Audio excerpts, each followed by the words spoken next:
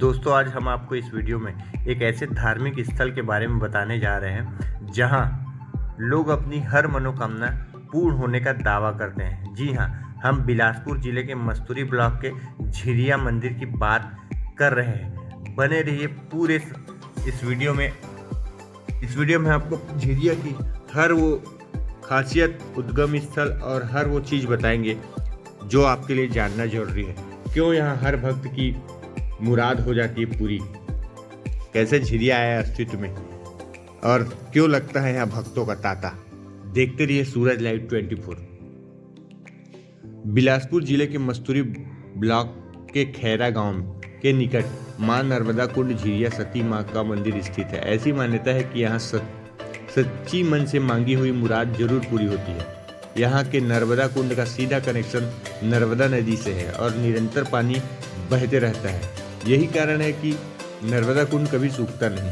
यहाँ पवित्र स्थल अब पूरी तरह से प्रसिद्ध धार्मिक स्थल के रूप में जाना जाता है। यहाँ आपको वो सभी हिंदू देवी देवताओं के दर्शन हो जाएंगे जिसको हिंदू आदिकाल से मानते पूजते आ रहे हैं। कहाँ स्थित है यह धार्मिक स्थल? जयराम नगर रेलवे स्टेशन से महज 2 किलोमीटर की दूरी पर और मस्तूरी मुख्यालय से लगा हुआ है।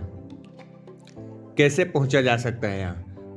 अगर आप हवाई यात्रा से यहाँ पहुँचना चाहते हैं तो सबसे पहले आपको बिलासपुर एयरपोर्ट पहुँचना होगा। वहाँ से आपको बाई रोड मस्तूरी और मस्तूरी से यहाँ आसानी से पहुँचा जा सकता है। वैसे तो यहाँ श्रद्धालु रोज पहुँचते हैं अपनी मनोकामना लेकर, पर नवरात्र के दौरान भक्तों का तांता लगा रहता है। ऐसी प्राचीन मान्यता है कि यहाँ आने वाले सभी भक्तों की मनोकामना सरस्वती माँ और नर्मदा के कुंड का दर्शन करने मात्र से पूर्ण हो जाती है। नवरात्र में देश के सभी जगहों से यहाँ भक्त पहुँचते हैं। सती की करुण व पुकार से भारी बादल गरजने के साथ टूटा था बांध, ऐसी मान्यता है। प्राचीन काल में ग्राम खैरा में एक किसान रहता था। उसकी एक रूपवती पुत्री भी रहती थी। किसान ने रूपवान एक अनाथ लड़के को अपने पास रखा हुआ था जो उनके यहाँ चरवाहा का काम करता था। समय बीतता गया, दोनों युवा हुए। किसान अपने पुत्री के लिए वर तलाशने लगा। इसी दौरान पड़ोस में रहने वाली बुजुर्ग महिला ने किसान को अपने पुत्री का विवाह उसी रूपवान चरवाहा लड़के से करने की सलाह दी।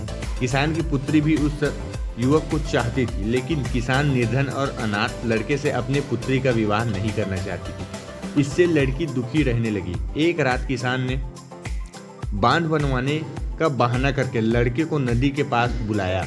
वहीं लड़के को किसान ने जिंदा दफन करवा दिया।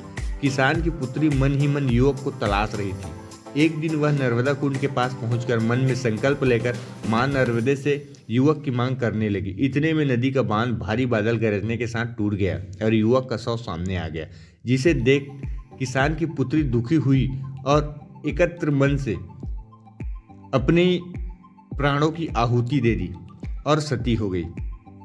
जहां आज भी लोग अपनी मनोकामना लेकर इसी सती स्थल का दर्शन करने पहुंचते हैं। अमरकंटक में खोया हुआ ताम्र पात्र झिरिया कुंड में मिला, ऐसी भी कहानी या मान्यता है। बुजुर्ग लोग बताते हैं कि ग्राम झिरिया में स्थित मां नर्मदा कुंड के बारे में प्राचीन मान्यता है।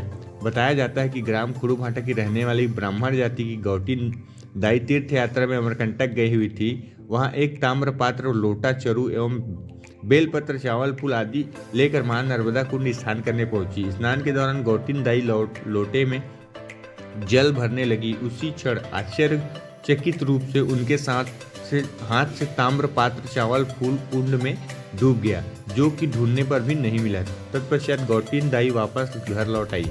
कुछ दिन बाद मां नर्मदा देवी ने गौटीन दाई के स्वप्न में प्रकट होकर बताया कि गौटीन, जो पात्र अमरकंटक में तू खो गई थी वह तुम्हें पहुंचाने आई हूँ। मां नर्मदा ने कहा कि एक बात ध्यान रखना कि मैं जहाँ बहती हूँ वहीं वास करती हूँ। नर्मदा कल्पतरु हूँ। इस स्थान की सुरक्षा एवं मर्यादा के अनुसार प्रतिवर्ष जीवन का लाभ लेते रहना। यह कहकर मां नर्मदा अंतर्ध्यान हो गई। तब गौटीन बाई की आंखें खुली।